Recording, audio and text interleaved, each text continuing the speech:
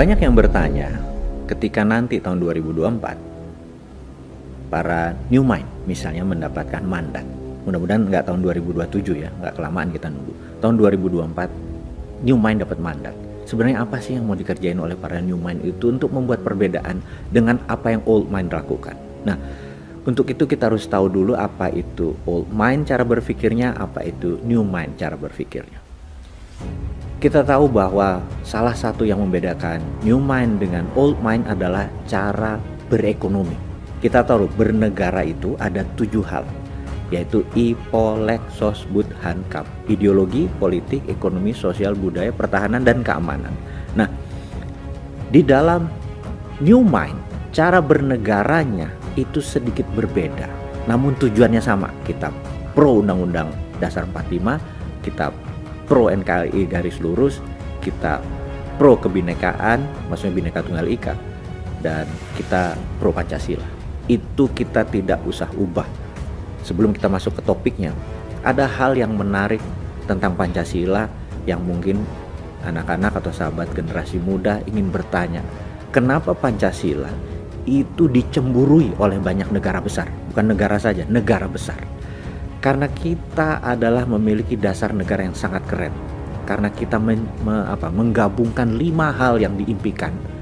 Dan ini bukan utopia, sesuatu yang dicita-citakan tapi tidak mungkin tercapai. Tapi ini benar-benar dasar negara yang dicemburui. Apa itu? Ketuhanan yang Maha Esa adalah belief in God. Dan itu adalah sila pertama.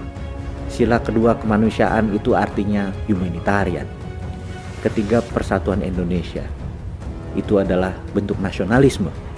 Keempat adalah musyawarah, itu adalah bentuk demokrasi.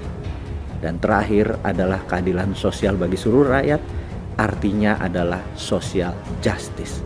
Jadi 5 itu mencakup ideologi sebuah bangsa besar dan dirangkum dengan sangat sederhana. Karena itu new mind tidak akan merubah dasar, karena itu platform yang dicemburui banyak negara. Nah, kita mau mulai dengan sesuatu apa yang beda. Yang jelas konsep MMT, Modern Monetary Theory, yang pemerakarsanya adalah Michael Hudson. Dia punya Hudson Institute yang pada tahun 1971 dia adalah salah satu advisor dari Presiden Nixon. Dan apa terobosan yang dilakukan oleh Hudson? Hudson menyatakan waktu tahun 1971 tepatnya bulan Agustus, untuk dolar melepas emas sebagai underlying untuk printing money. Jadi dolar bisa diprint berbasis pinjaman atau hutang atau berbasis project. Cerita ini nanti akan kita uraikan karena new mind adalah pro printing money dengan konsep MMT-nya dari Michael Hudson. Dan saat ini Stephanie Kelton adalah salah satu sahabat saya, di mana seandainya new mind jadi mendapatkan mandat, pasti Stephanie Kelton adalah advisor dari salah satu pakar keuangan atau moneternya Indonesia nantinya ya. Gitu cuman CCM kok, cuma cita-cita mulia. Yang penting pelajarannya sekarang masuk dulu. Nah, Michael Hudson kemudian mengajar di Peking University di tahun 80-an akhir hingga tahun 90-an. Dan kita tahu salah satu muridnya adalah Xi Jinping yang sekarang menjadi memimpin Partai Komunis Cina seumur hidup dan presiden dari Tiongkok. Nah, di tahun 89 ada peristiwa yang menarik, yaitu peristiwa Tiananmen Square di bulan Mei, di mana mahasiswa yang pro demokrasi waktu itu meminta mengubah mungkin dasar negara dari komunis, sosialis komunis ke negara demokrasi. Tapi tentunya Deng Xiaoping sebagai pemimpin saat itu masih dilema, karena dia dekat sama Ronald Reagan. Dia menjanjikan 40 tahun kemudian dalam perjanjian dengan Reagan di tahun 80-an akan membuat China, Tiongkok menjadi demokratis, tapi bukan ideologinya, bahwa nanti ada pemilihan bukan presiden, pemilihan kepala daerah akan menggunakan pemilihan langsung, tidak menggunakan politbiro.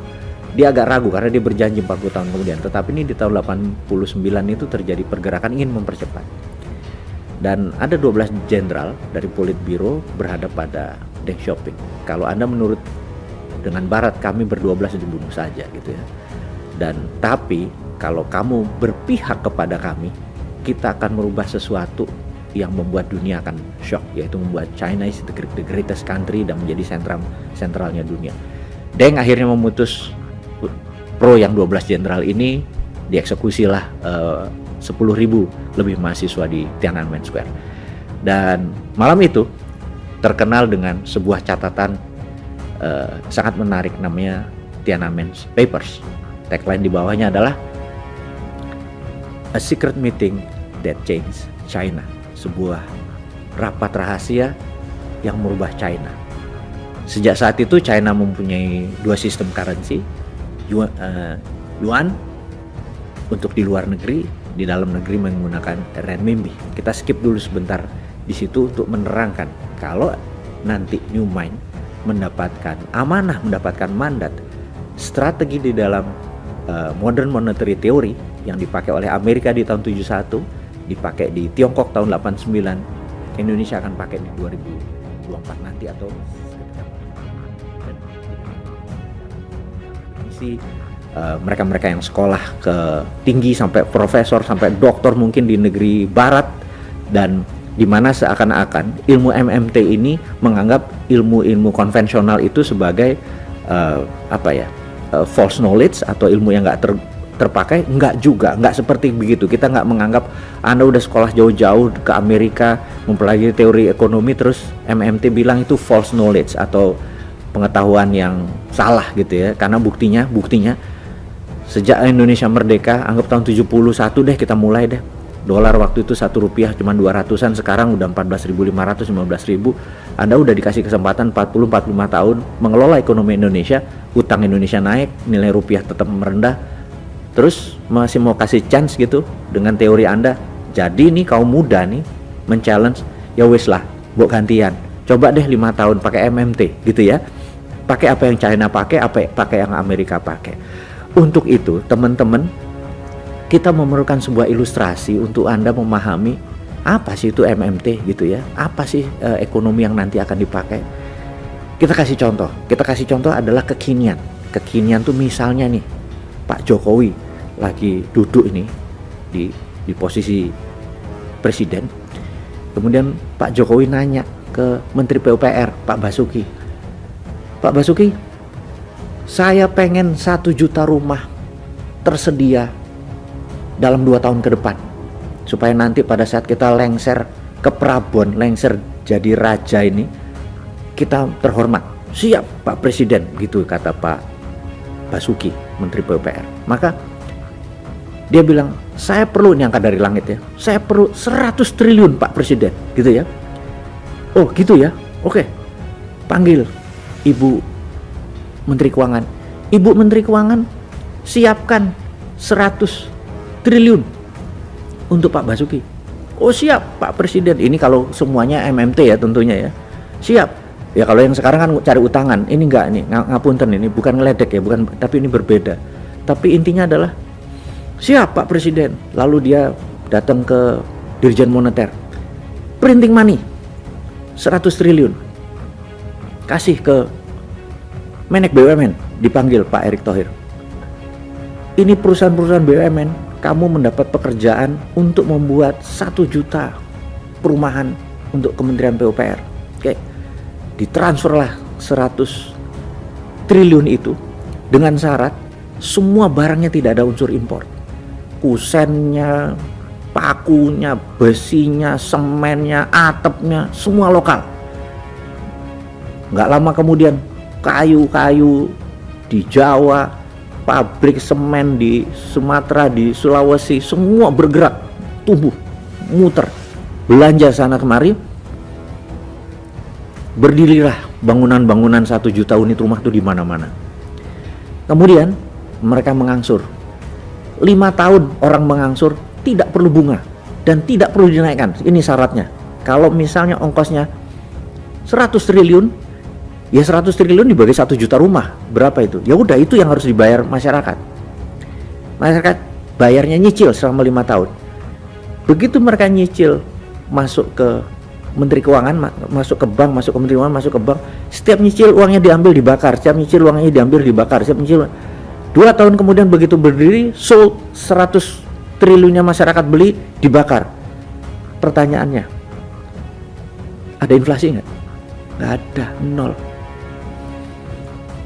Ada bangunan yang jadi nggak? Ada, 1 juta rumah. Murah orang nggak pakai bunga. Ekonomi tumbuh, muter gitu. Terus lakukan, oke, udah punya 1 juta, mbok bikin 10 juta rumah, mbok bikin jalanan, bikin jembatan, bikin pelabuhan. Duitnya dari mana? Printing money. Begitu ini nanti balik, bayar, bakar gitu ya. Itulah yang dilakukan oleh pemerintah Tiongkok. Renminbi itu dicetak berdasarkan project, karena itu ngawur seakan-akan mereka membangunnya.